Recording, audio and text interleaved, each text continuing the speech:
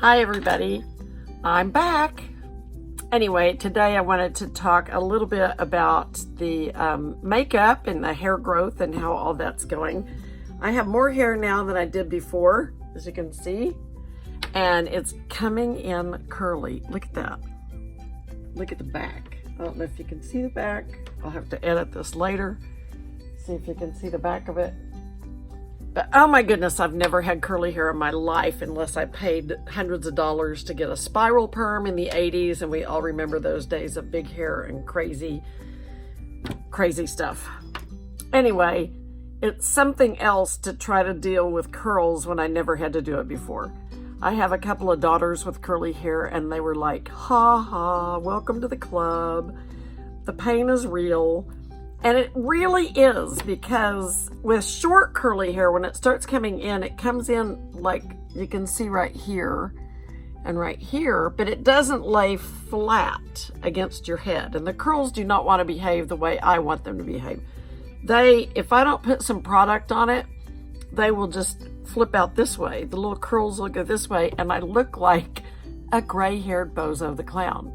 I don't know if you remember Bozo, but Google him. He had red, flipped up little hair, and that's all I can see when I look in a mirror, and my hair is like that. So I put a little mousse on it. I put some of that Garnier stuff on it, and I try to get it to clump together a little bit so the curls are actually defined, and these kind of lay down. And every day is a new battle, because every day it's just slightly longer. It's slightly different. I have trimmed over my ear a little bit, and then I had what I called hair fangs that were growing down here like this, and I shaved those off while I was on vacation, and that worked really well, and they've stayed gone, and I'm sure I'm gonna have to touch it up, but eventually I'm gonna have to go in and get a real haircut and get a style, and I don't know what I'm gonna do, because this is all new to me. It's all new. The rest of the makeup routine has pretty much stayed the same. I haven't done anything really different or dramatic. I don't have any eyeliner on, which is kind of exciting because I do have eyelashes. Look at those. I got eyelashes and no eyeliner. I got a little red spot for my glasses. Anyway, kind of exciting that I don't have to wear eyeliner to look like I have eyelashes now. The eyelashes came in really well.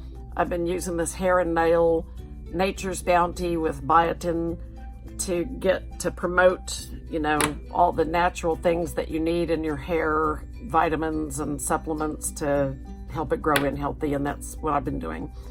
I keep banging my ring on my table. That's that little clicking you hear.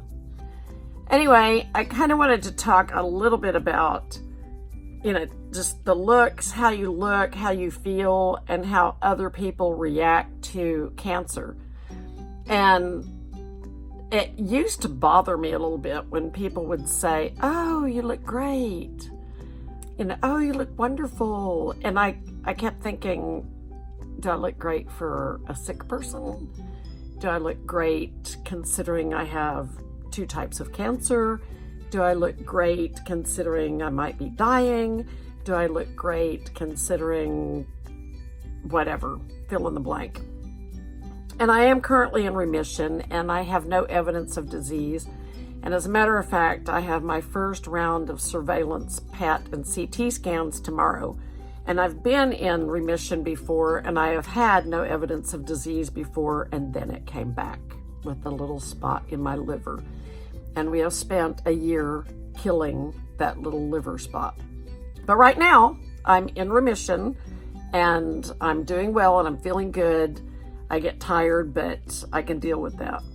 And anyway, back to the you look great thing. I didn't feel great, but I always said thank you, and I was always gracious, because people don't know what to say. They don't know what to say. And frankly, you don't want somebody to walk up to you when you're really, really sick and say, oh my gosh, you look awful. You look terrible. Your complexion is sallow. You look like death warmed over. You don't want to hear that, and they don't want to say it. So the place where people go is, you look great.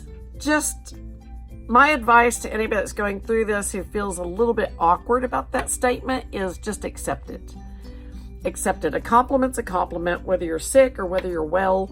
A compliment's a compliment. Just graciously accept it and move on with your day, and don't spend time worrying about it or fretting over it or thinking about it like I did, because it really is just a way for people to grace the situation with something pleasant. And, maybe they really do think you look great. Maybe, you're like me and you could stand to lose a few pounds and you lost a few pounds. Maybe that did make you look great. I do remember one time, this woman who had her child at the same school my kids went to had lost some weight, and I said, "Oh, you look fabulous. What are you doing?" And she pulled her hat off and she said, "Cancer." And I was horrified. It's like the proverbial question where you say, "Oh, when's the baby due?" And they say, "I'm not pregnant." And I've done that too. Anyway, I just seem to be just that kind of person that says the wrong thing, puts my foot in the mouth. That's me. Anyway, I felt awful. She was gracious about it. But, maybe you do look good.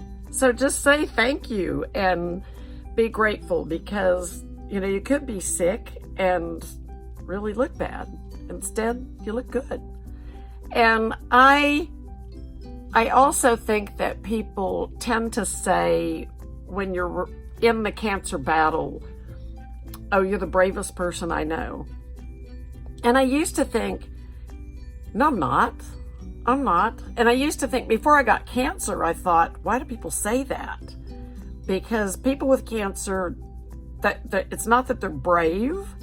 They don't have a choice. You fight or you die. You fight or you die. So if you choose to die, then that's your choice. But it doesn't make you brave to die, and it doesn't make you brave to fight. It's just a choice. It's what you do. Now that I have survived 2 forms of cancer, I have a whole different outlook. It takes bravery every single day to make all the tiny decisions that you have to put faith in. You have to put faith in your doctors. You have to put faith in God. You have to put faith in whatever spiritual being you believe in, whatever place you go for solace. You have to put faith in those things, or you won't survive it. You will be, you will wither away and waste away, and you won't be able to make the difficult decisions because you just will be so stressed. And it takes bravery, but not the way I had looked at it before when I was a non-cancer patient. It takes bravery every single day, every little step. It takes bravery to stand up at Relay for Life and give a speech and a testimonial, and I have several friends who have done that, because that is you sharing your story with a whole bunch of strangers that you don't know, and you don't know what they're going to do with that information. But you're doing it for a cause. You're doing it to, promote research. You're doing it to help other cancer patients, and that's huge. It takes bravery to pick up the phone and fire your doctor, which I've done that too. I've fired 2 doctors, and that's a whole nother conversation. But it takes bravery, and all these little decisions that weigh into the whole cancer battle take bravery. And I get it now. When people say, "Oh, you're so brave," I don't naysay it. I don't say, "Oh, no, I'm not." Because it does take bravery. It does take a lot of gumption. It does take guts to stand up to people, to ask the questions, to advocate for yourself, to fight for the rights of your children when you haven't been able to be there, or to advocate for your husband who gets sick while you're sick, or your partner. All of that takes bravery. Just saying, "I'm going to go down this cancer path and I'm going to fight," not necessarily. But all those little tiny decisions, all those little tiny baby steps that go in between, yes, it takes bravery. And I am so grateful for all the people in my life who have said, "Oh, you're brave," and "Oh, you have so much courage." I'm grateful, grateful, grateful. I get it now.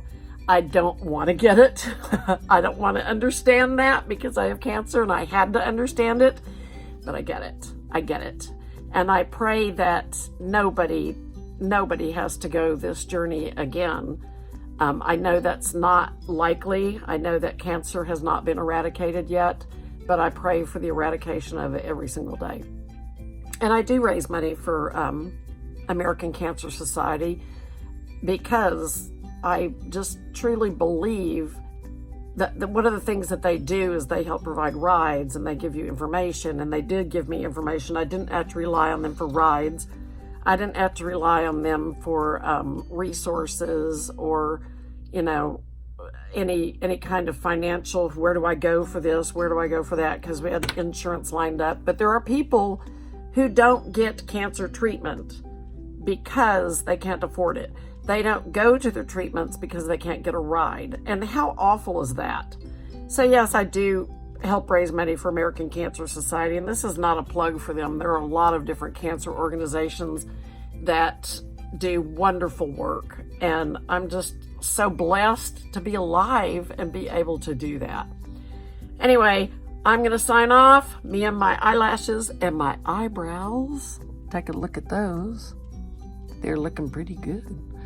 Anyway, me and my eyelashes and my eyebrows, I actually put on a little bit more makeup than I'm used to wearing. Now that I have eyelashes, I don't have to, and more eyebrows, I don't have to paint my face on every day quite so much. So I've gotten a little bit lazy.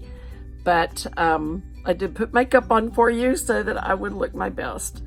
I'm excited that there's a reunion in my hometown, a high school reunion, and I'm going to that in September, and I'm so excited to see everybody. Everybody's liable to know who I am because I'm going to be the really short, curly-haired woman. I won't look like I did in high school, obviously, but I'm not going to remember anybody's name. I am a little bit nervous about that because I just flat out have always been bad with names, but now after chemo brain, I really, truly am worried. I told everybody on this little Facebook thing to just tattoo your name on your forehead for me because I'm a hopeless cause. You could tell me your name and 5 minutes later, I probably won't remember your name. So when people say I'm brave and people say I'm looking good, I'm going to say, yeah, but I have no memory, so bear with me. Anyway, love to all of you. Hope everybody is well and happy, and hope all your loved ones are healthy. And I'm feeling good. I start surveillance tomorrow and look for an update sometime after that. And I'm excited to go to a reunion. I'm still in victory mode until somebody tells me the beast is back. I'm still considering that dang thing licked. It's gone.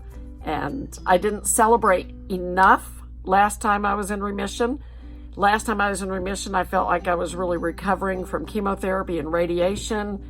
And I did a lot of crafts. I did a lot of paint by numbers. I did some beading and things like that. But I didn't really, scream it from the rooftops. And this time, I'm shouting it from the rooftops because this is a big deal. And if you think it isn't, think again. This is a new lease on life. This is possibility. This is future. This is everything that you hope for, and I don't want to waste a second of this celebratory time. I did waste it the first time. Lesson learned. I'm not wasting it this time. So go out and live. Love you guys.